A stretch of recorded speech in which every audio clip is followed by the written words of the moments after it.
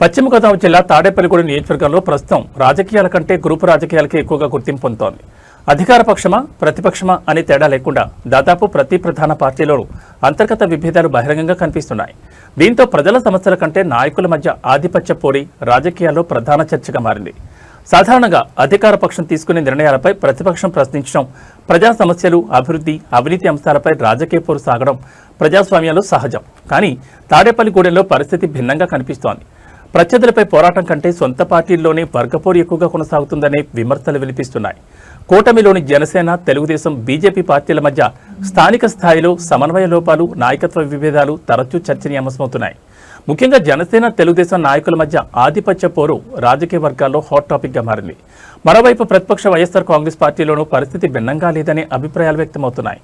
మాజీ ఎమ్మెల్యే కొట్టు సత్యనారాయణ వర్గం, వడ్డే రఘురాం వర్గం మధ్య రాజకీయ ఆధిపత్య పోరు పార్టీ కార్యకర్తల మధ్య చర్చకు దారితీస్తోంది. ఒకే పార్టీకి చెందిన నాయకుల మధ్య విభేదాలు బహిరంగ చర్చకు రావడం వైసీపీలను, అంతర్గత రాజకీయాలను వెలుగులోకి తెస్తోందనే విశ్లేషణలు వినిపిస్తున్నాయి.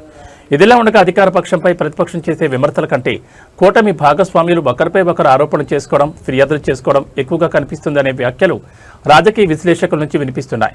ప్రజా సమస్యలపై పోరాటం కంటే వ్యక్తిగత విభేదాలు, గ్రూపు రాజకీయాలకే ప్రాధాన్యం పెరిగిందా అనే ప్రశ్నలు కూడా ఉత్పన్నమవుతున్నాయి. తాడేపల్లిగూడెం రాజకీయాల్లో ఈ గ్రూపు పోరు రానున్న స్థానిక సంస్థల ఎన్నికలు, పార్టీ బలోపేతం, నాయకత్వ సమీకరణలపై ఎలాంటి ప్రభావం చూపుతుంది? ఈ విభేదాలు పార్టీలకు రాజకీయంగా నష్టమా లేక నాయకత్వ మార్పులకు దారితీసే సంకేతాలా? గ్రూపు రాజకీయాలు అసలు కథ ఏమిటి? ఎవరు ఎవరికి ప్రత్యర్థులు? ప్రజలకు దీనివల్ల లాభమా నష్టమా అనే విశ్లేషణతో మీ రచ్చా మీడియా అందిస్తున్న ప్రత్యేక కథనం మీకోసం.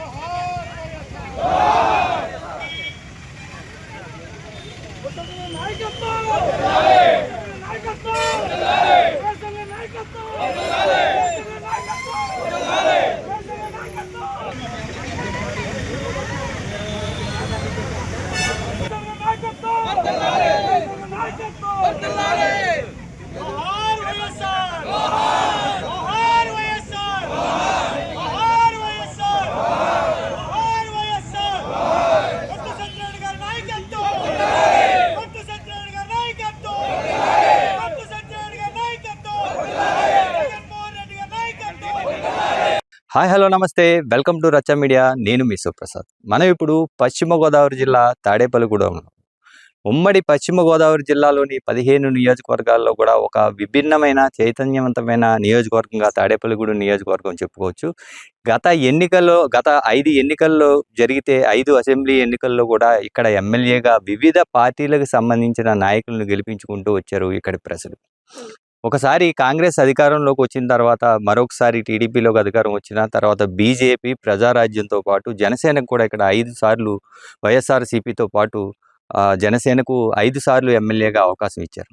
అయితే ఇక్కడ తాడేపల్లిగూడెం రాజకీయాలు ఇప్పుడు కూటమి ఏర్పడిన తర్వాత, కూటమి అత్యధిక మెజారిటీ, ఇప్పటి వరకు నియోజకవర్గం ఏర్పడిన తర్వాత అంత మెజారిటీ రాలేదు. దాదాపుగా 64,000 ఓట్ల మెజారిటీ తోటి ఇక్కడ కూటమి నుంచి జనసేన అభ్యర్థిగా బొలిశెట్టి శ్రీనివాస్ గెలుపొందారు. అయితే ఈ ముచ్చట 3 నాళ్ల ముచ్చటగానే మిగిలిపోయింది. కూటమిలో విభేదాలు ఇప్పుడు తారాస్థాయికి వెళ్ళాయి అనేది ఇప్పుడు రాష్ట్రంలో వినిపిస్తున్నమాట. అయితే ఇక్కడ విభేదాలు ఒక్క పార్టీలోనే కాదు, ప్రతిపక్షంలోనూ అలాగే ఉన్న కూటమిలో ఉన్న 3 పార్టీల్లోనూ కూడా గ్రూపు రాజకీయాలు ఇక్కడ గడబిడలాడిస్తున్నాయని చెప్పాలి. ప్రతి పార్టీలోనూ, జనసేనలోనూ గ్రూపులు తక్కువ అయితే అయ్యి ఉండొచ్చు, కానీ జనసేనలో కూడా కొంత అసంతృప్తి వాదులు ఉన్నా కానీ ఎవరైతే ఎమ్మెల్యే ఉన్నారో ఎమ్మెల్యే ఆయన పర్యవేక్షణలో అసంతృప్తి బయటకు వెళ్ళగక్కే పరిస్థితి లేదు. ఆయన సద్దుమణిగిస్తూనే ఉన్నారు. ఎప్పుడైనా అసంతృప్తి వాదులు ఉన్నా వాళ్ళని పిలిచి మాట్లాడుతూ.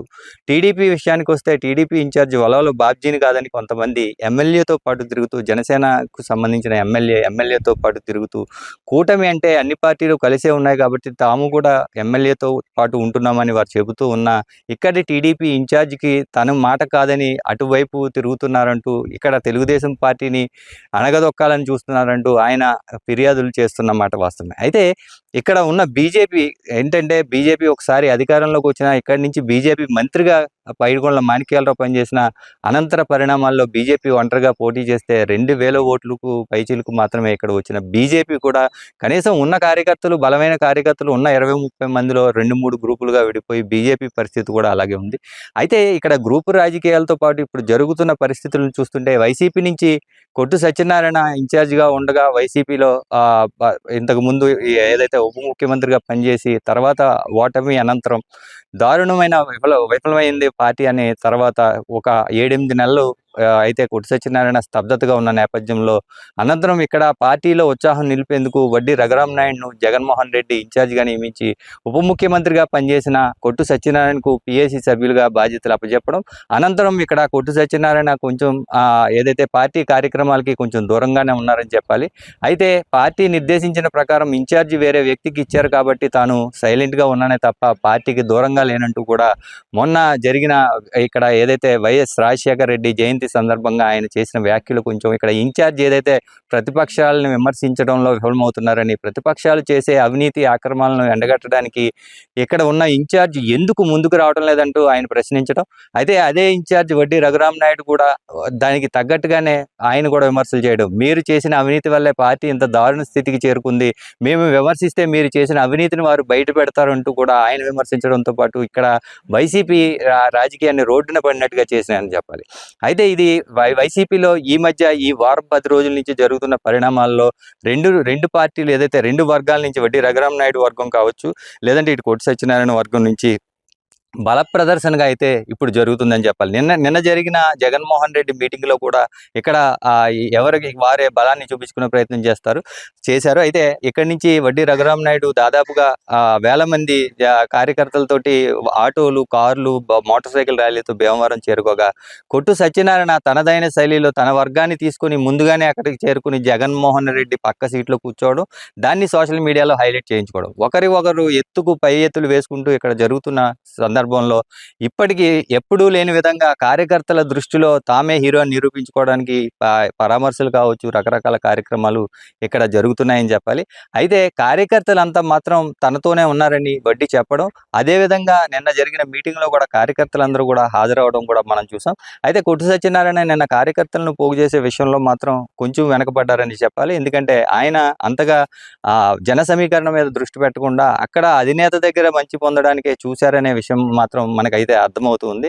అయితే జరుగుతున్న పరిణామాల నేపథ్యంలో ఇక్కడ గ్రూపు రాజకీయాలు, తాడేపల్లిగూడెం గ్రూపు రాజకీయాలు ఏ పార్టీకో ప్రతిపక్షానికో సంబంధించి కాకుండా సొంతంగా తమ పార్టీలో తామే గ్రూపులుగా ఏర్పడి వాళ్ళలో వాళ్ళు నిందించుకోవడం, వాళ్ళలో వాళ్ళు విమర్శలు చేసుకోవడంతోనే ఇక్కడ రాజకీయం పోతుంది.